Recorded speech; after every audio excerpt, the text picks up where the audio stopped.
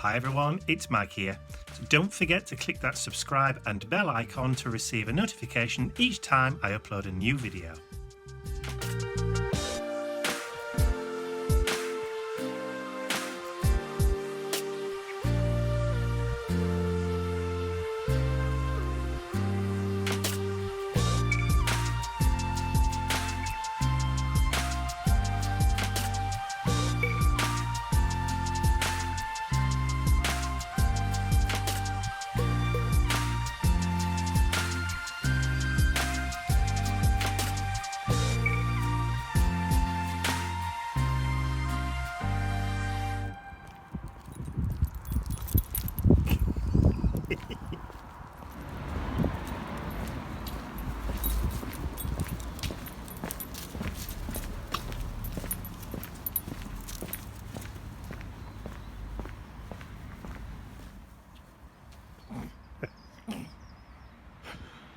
Ian's picking up dog mess and he doesn't like being filmed doing it.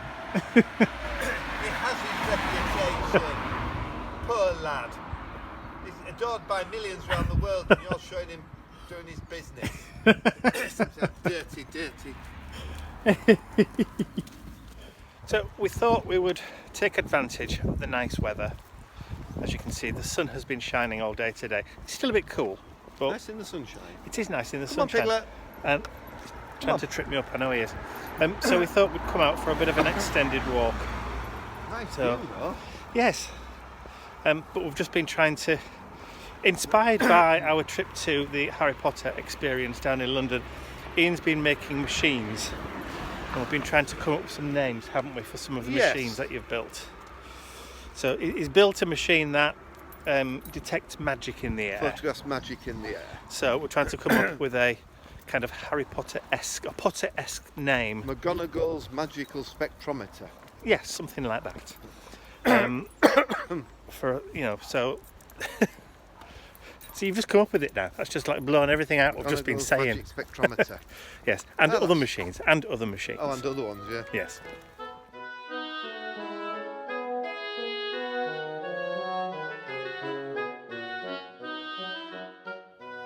Well, we were talking about McGonagall's magical spectrometer or spectrometer earlier, and I've built it. Have you? Yes, So where is it then? it's here. There it is. Fantastic. Okay, so it's based on an old box Brownie camera. Shall I do a bit of a close-up? Yeah, I think so. It's built on an old box Brownie camera. Uh-huh. So Yep. you see there. Mm-hmm. The idea is that the eye looks for the magic, Yes. transfers it into the machine. Yes. This actually keeps the machine going, so ghosts and spirits and magic Right. can't touch the machine. It wards them off, wards magic off. Okay. And then on the back we have a screen that shows the magical confluence. Magical confluence. That's clever. And of course it's purple because everybody knows that the colour of magic is Octarine, which is purple, thank you, Mr. It's the Pratchett. eighth colour of the spectrum. And the base itself is actually from a 1930s X-ray machine. My good friend Trevor gave it me. And how heavy on a scale of 1 to 10? Oh, it's about 15. But yeah, So it's a very, very steady, very sturdy machine, isn't it? I mean, it looks the business. It's freestanding. Yeah, I like the detail with the copper spring. I like Yeah. the fact that you've added the blue leather strips leather. to it. It matches the top, you see. Yes, it does. And then you've got the tubes. And I love the eye. I mean, these bits I got from Steampunks in Space, the seller. You see, I want Ian to create one of those. It's like an eye patch with one of those on it, like Mad Eye Mad Eye Moody's. Moody, yeah. Because I think that would sell as a costume accessory for somebody. One of those on an eye patch in the same way as Mad Eye Moody's. Yes. I think that'd sell on, you know, for people who like to mix the steampunk and the wizarding world together. Oh, we all do, don't we? Well, we do, yes. And the batteries contain within. Brilliant. And all you do is you turn that to unlock it, and all the side comes off, and the battery's inside. The side bit. Yeah, I'll show you. So twist it. Show us. You just turn it the other way, the open way. We wiggle it because it's quite tight. That's what she said. There we are. And then there, So it opens the other side. it opens that side. That slides out, and The batteries. the battery's So inside. fairly easy then. So the catch is on one side, and you actually open it from the other. Yeah, so that's Really clever. it's just like a little bar that goes through it. This is Yeah. your 1920s, Technology. 30s technology, but now it's all contained. Yeah, and I like the fact that you've still kept the original kind of writing on the bottom. Here. Yeah. The original, what do you call it? The original typography Yeah. on the front. But also, if you want, it unscrews, and you could, if you wanted, move that off there. It's got quite a big screw thread on it. You could actually carry it around with you and take people's photos. Pretend. Pretend, obviously, Because to photograph the magic. But I love it. If you put that on the strap, it'd be quite. it would be rather heavy, but You know, it would. It's not as heavy as that, though. no. What? That on its own, you mean? That. Yeah, that is particularly heavy. But there you go. So this is McGonagall's magical spectrometer. Hang on. Do Oh, it yeah. again. Oh, and it actually does. Oh yes, no. It's, The iris actually. Oh, the camera. Do it again. Yeah. So you can actually take the photo and preview it on the back. You are a clever lad. I do my best.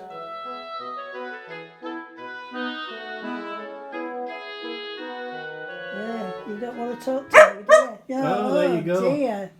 Woof, woof. Is there anything going or so? What's he telling you? You want something to eat? Probably wants another treat. Oh, Yeah. Another sweetie. Another No. treat, don't you, babes? Yeah. He's gone off to see you now, look. Yeah, because he's rustling packets. You go, no, that's not a treat. He's No. never bothered me at all. He's never come Is it? and... Yeah, because As there's, if he there's wanted food some. around, that's why. Because he's a good lad.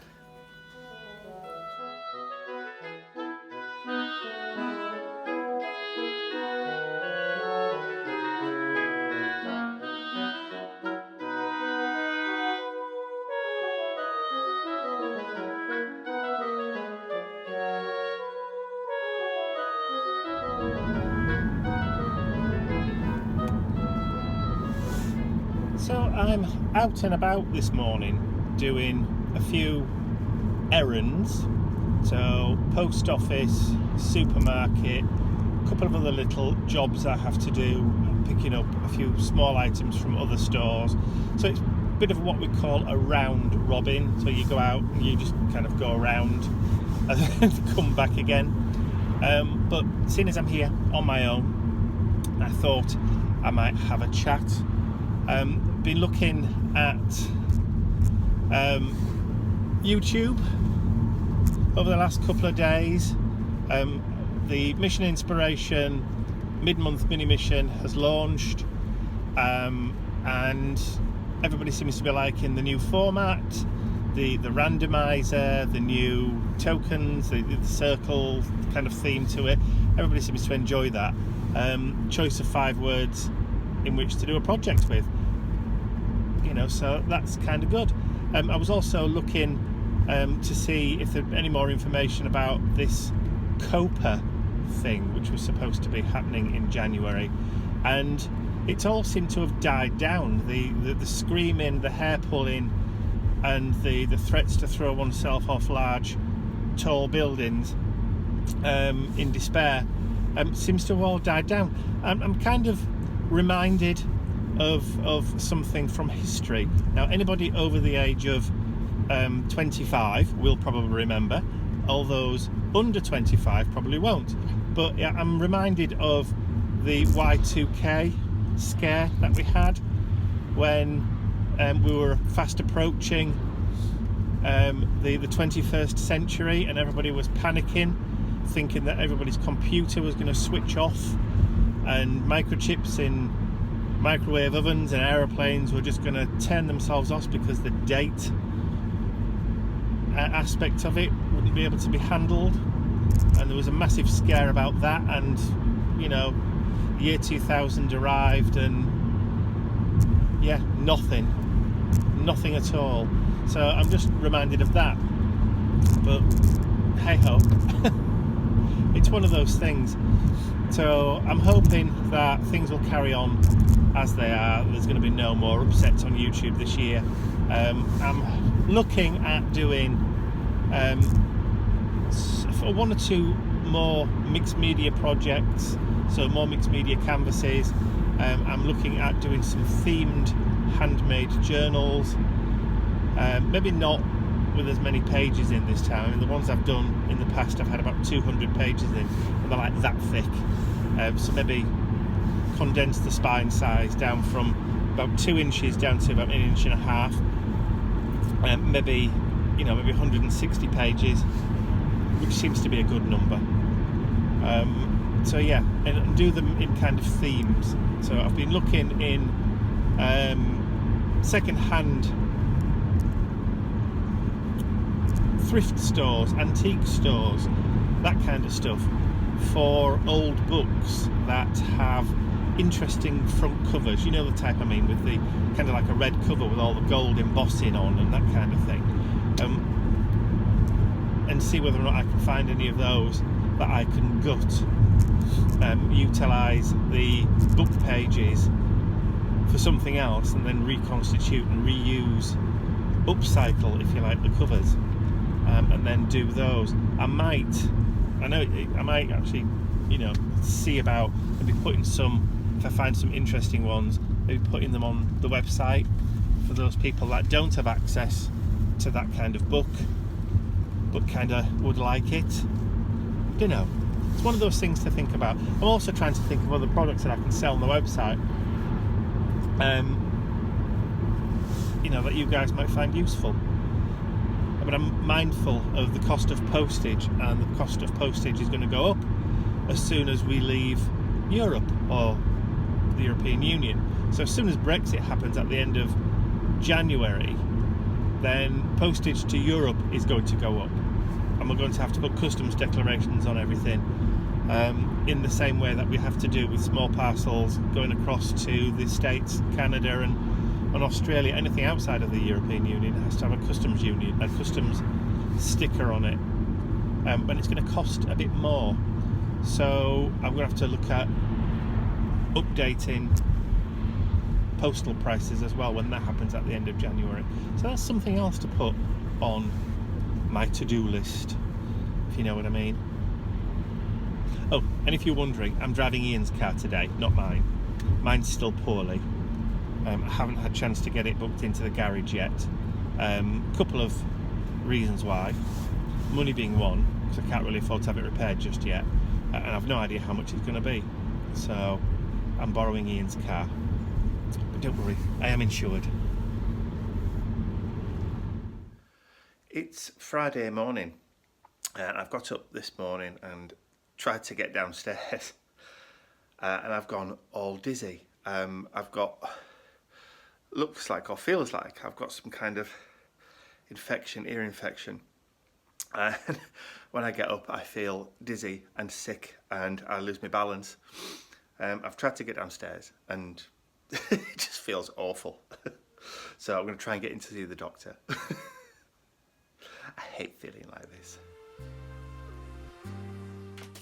I'd like to say a huge thank you to all of my angels, because without you, these videos would not be possible. Thank you.